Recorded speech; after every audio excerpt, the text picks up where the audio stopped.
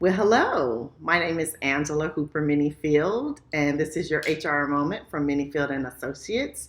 Today is Wednesday, February 19th, 2020. And so today's topic for our HR moment is a little bit about interviewing. I've been working with some young people, early 20s, and they have been in the interviewing, fresh out of college, starting jobs, finding out their first job wasn't the best job. And so now on to the second and third job. And one of the things that comes out of our discussions when we talk and we're having our coaching and mentoring sessions is, some of these things I'm thinking, perhaps you should have seen or been prepared for had you asked the right questions in the interview. So I don't know about you, but I've been guilty of being so caught up in listening in the interview that I didn't ask the proper questions for me to decide. So today's HR moment is really to help us focus on what type of questions should we as the candidate ask in an interview. So first, let's set the scene, right? In an interview, it's really an interview for both parties. So your posture, how you show up, you should go into the interview with the awareness that, yes, they're interviewing you to determine if you're the best candidate for their job. But guess what? You need to be interviewing them too. Now, let's be really clear. I understand some of us are just at this point where we're like, hey, I need a job. I need money and I need a job. Okay. But if you approach your interview with that level of desperation, I kid you not, you may find that you made a bad choice. And one of the things I say as a contractor, and that sometimes the best job I get is the one I don't take.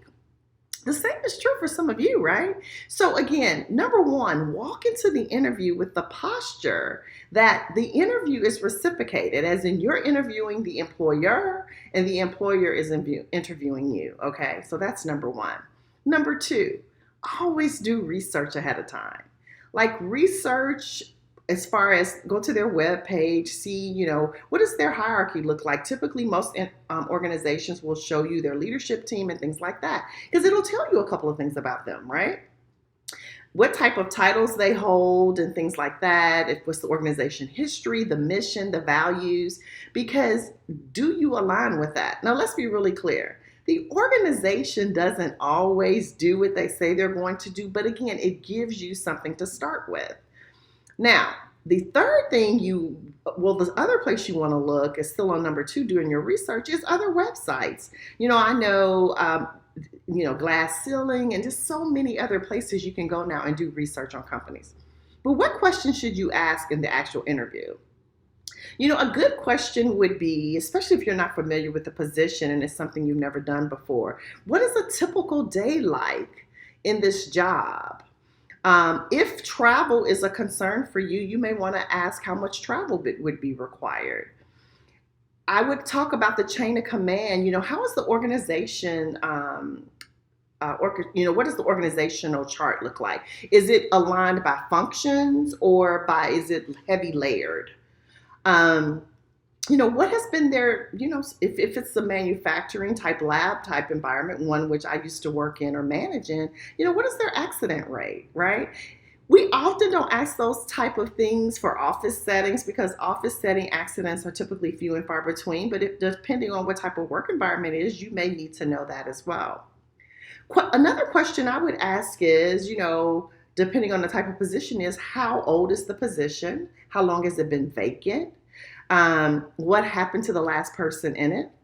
How do they advance employees? What is their promotional system like? Do they promote within typically, or do they regularly seek to advance people both internally and externally? You may also want to know if you're a person who's considered going back to school, if along the way, not necessarily now, what type of incentives or what's the word I want to say? Allowances do they have for people looking to do more training, and or education? I think it's very important to ask about the leadership development in the organization. Like, how do they develop their leaders. Because guess what? If they don't have a plan in place, you then know that there's nothing in place to advance you. Now, still doesn't mean you shouldn't take the job, but it means you go into the job with realistic expectations. I also think you need to really know what's most important to you. Is it flexibility with schedule? Now, you don't go in an interview and say, hey, I want to take 45-minute lunches some days. But what you do want to know is, how is success measured?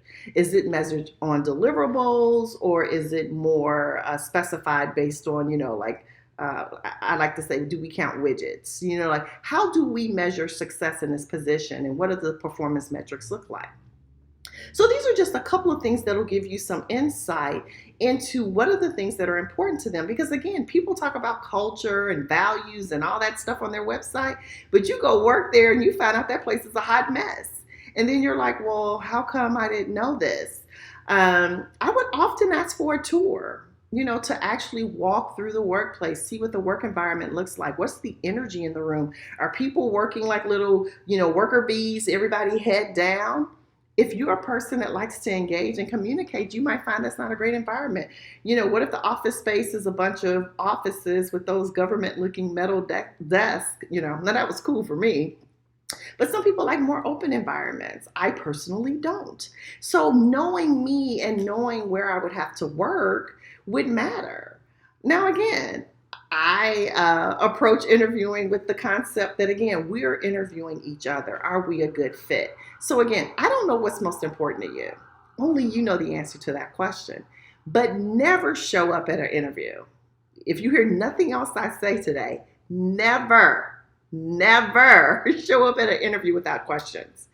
As a person who was over interviewing for 17 years, I can tell you most interviewing panels or interviewers perceive that is you don't have the same level of interest in this job. You're here, but you're not really interested. Because how could you be deciding to make a commitment to an organization and you have no questions? That doesn't even make logical sense. It would be like somebody proposing to you and you don't ask them any questions. When you decide to work with an organization, it's a commitment of some sort. So how could you show up with no questions? So again, these are some of the questions I think you should ask. At the end of the day, you can ask none of the questions I suggested, but ask questions. Please do. And don't make them silly questions, right? Pertinent, job-related questions, questions about success, your future, how they see you in 5 years, what is the trajectory for this position, things like that, things that show that you're looking to the future and you're not looking to just use this job until something better comes along. So that's a few tips that, from my experiences as being chair of interviewing panels, that I would suggest that you look into as you consider or as you go on interviews and look to make commitments to organizations and find careers. Because here's the other thing. Many times we think this is a short-term gig, right? So we say, well, I'm only going to work here for a year until I find something better. I cannot tell you the number of people who look up and 5-10 years have passed and they're on that same job.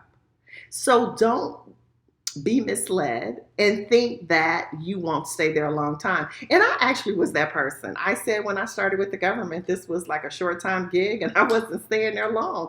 I spent 28 and a half years there. Thanks for the thumbs up. So, go into the interview with intention. Ask questions. Again, it may turn into something bigger than you had even hoped for, or you may end up being there longer. So at the end of the day, show up prepared. Again, my name is Angela Hooper at Menifield. This has been your HR Moment with Menifield and Associates. I hope you guys have a great day, and we will talk again on Friday. Take care. Bye.